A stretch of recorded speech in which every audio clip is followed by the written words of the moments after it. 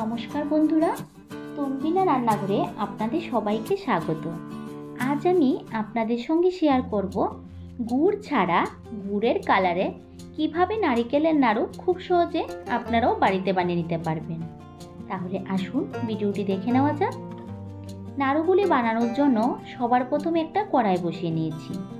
এবার কড়াইতে দিয়ে দিয়েছি 1 বাটি চিনি। এই সময় গ্যাসের ফ্লেমটা অফ থাকবে। চিনিটা ভালোভাবে হাত দিয়ে এইরকমভাবে সমান করে দেওয়ার পর অন করে দেব।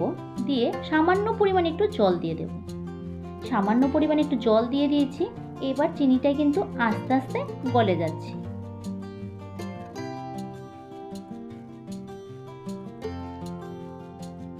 গ্যাসের ফ্লেমটা লোতে রেখে কিন্তু অনবরত এভাবে 10 মিনিট নাড়তে লাগবে।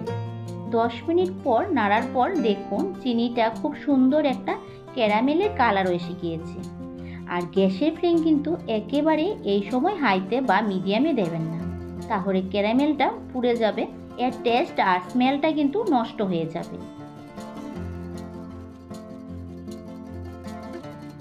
এবার এর মধ্যে দিয়ে দিচ্ছি 1 চামচ ঘি।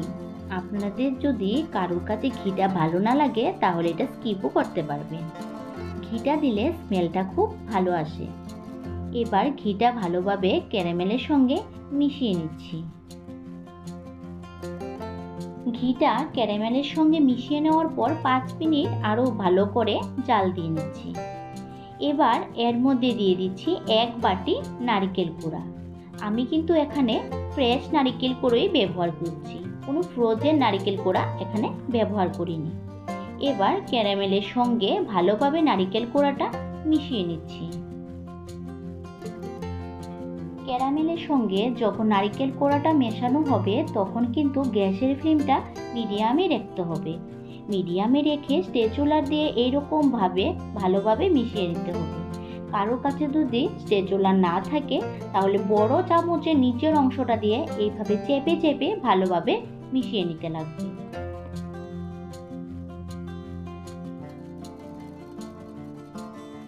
পাঁচ মিনিট এইভাবে ভালোভাবে মিশিয়ে নেওয়ার পর এবার এর মধ্যে দিয়ে দিচ্ছি দুধের সর বা মালাই।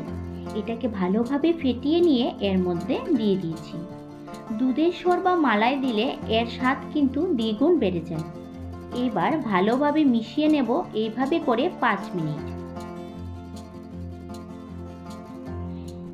এটা 5 মিনিট ভালোভাবে নাড়িয়ে নিয়েছি। এটা কিন্তু একটা আঠা আঠা ভাবও এসে গিয়েছে, মানে এটা হয়ে গিয়েছে। এবার একটা প্লেটের মধ্যে তুলে নিয়ে নেব হালকা ঠান্ডা হওয়ার জন্য। এবার এই সাইডে একটা মিক্সার জার নিয়েছি, নিয়ে আমি এখানে 3 চামচের মতো নারকেল কোড়া দিয়েছি, দিয়ে একটা হালকা ব্লেন্ড করে নিয়েছি। নারকেল কোড়াতে যে এক্সট্রা হালকা জল থাকে ওইটা কড়ার মধ্যে নিয়ে জলটাকে টেনে একটু ড্রাই করে নেব। নারকেল কোড়াটা কিন্তু জলটা শুকিয়ে ড্রাই হয়ে গিয়েছে। এবার একটা প্লেটের মধ্যে নামিয়ে নেব।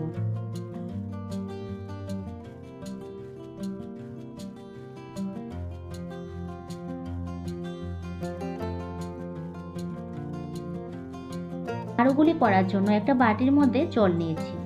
এবার নাড়ুটাকে ভালোভাবে হাতের মধ্যে ঘুরিয়ে নিয়েছি। এই জলটা নিয়েছি এর কারণ নাড়ুগুলি করার সময় যদি হাতে গরম লাগে তাহলে একটু ঠান্ডা জল লাগিয়ে নিলে হয়ে যায়। এবার নাড়ুটাকে যে আমরা ড্রাই নারকেল কোড়াটা নিয়েছি ওটার মধ্যে ভালোভাবে ঘুরিয়ে নিচ্ছি। এভাবে করলে দেখতেও ভালো লাগে আর খেতে কিন্তু ভীষণ টেস্টি হয়।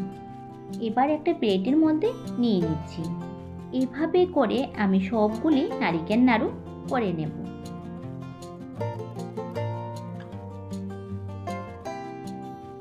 আমি এখানে আরও একটা নারকেলের নাড়ু আপনাদেরকে দেখিয়ে দিচ্ছি। দেখুন খুব সহজে হাতের মধ্যে একেবারে গোল হয়ে ঘুরিয়ে নিয়েছি। এবার ড্রাই নারকেল কোড়ার মধ্যে ভালোভাবে কোট করে নিচ্ছি।